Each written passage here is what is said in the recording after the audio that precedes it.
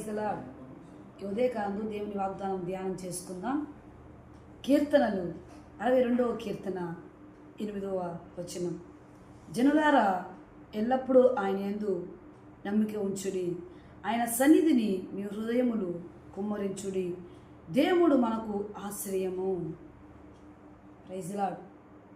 దేవుడి ఉదయకాలం అందు మనందరికీ ఇస్తున్న వాగ్దానం ఏంటంటే, జనులారా ఎల్లప్పుడూ ఆయన యందు నమ్మకం ఉంచుడి. సహోదరి సహోదరుడా, నా ప్రభు మీకు ఇస్తున్న వాగ్దానం ఏంటంటే, ఎల్లప్పుడూ ఆయన యందు నమ్మిక ఉంచాలి. ఎందుకంటే ఆయన నమ్మదగిన దేవుడు. ఆయన నమ్ముకొని మోసపోయిన వాళ్ళు ఎవరు లేరండి. మనుషులు నమ్ముకొని మోసపోయిన వారు ఉన్నారేమో, కానీ దేవుని నమ్ముకొని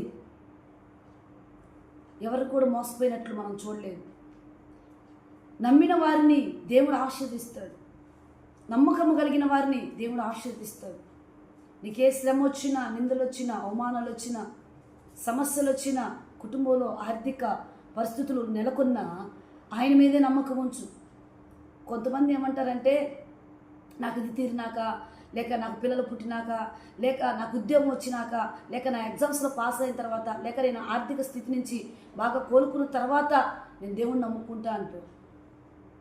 కాదండి, ఎల్లప్పుడూ అప్పుడు మాత్రమే కాదుగా నిత్యము ఆయన ఉండే దేవుడు, ఆయన నమ్మదగిన దేవుడు.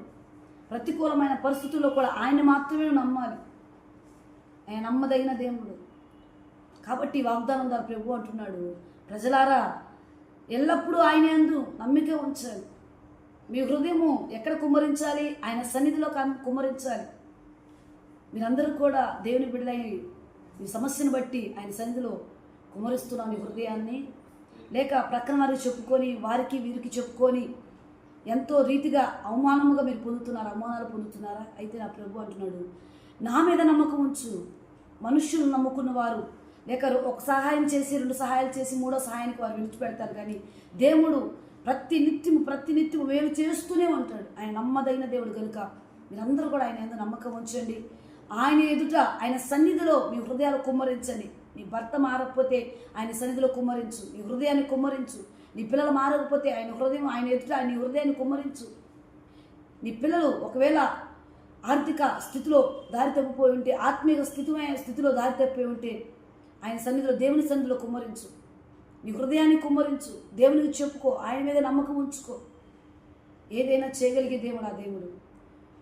ఎందుకంటే ఆయన నమ్మదగిన దేవుడు. భూమి ఆకాశములు గతించిన నా మాటలు గతించు. చూడండి, ఆయన చేసే కార్యాలు ఎలా ఉంటాయి అంటే, కంటికి కనపడవు, హృదయానికి గోచరము కాని కార్యాలు, చెవికి వినబడిన కార్యములు చేస్తాడు ఆయన.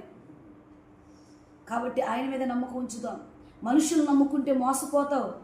కాబట్టి ఎవరు నమ్ముకోవాలంటే యేసయ్యను నమ్ముకోండి.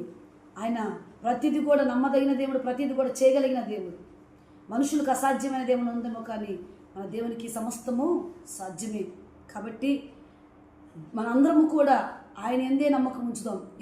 ఎప్పుడు కాదు, ప్రతి క్షణము, ఎల్లప్పుడూ, నిత్యము ఆయన రాకడ వచ్చేంత మటుకు ఆయన ఎందు మాత్రమే నమ్మకం ఉంచే కృపను ప్రభు మనకు అనుగ్రహించును గాక. ఇటు వాగ్దానము మనందరి జీవితాల్లో, మీ కుటుంబాలలో మీరు చేస్తున్న ప్రతి పనిలో దేవుని నెరవేర్చి మీ అందరిని కూడా ఆశీర్వాద పథకంలో నడిపించును గాక.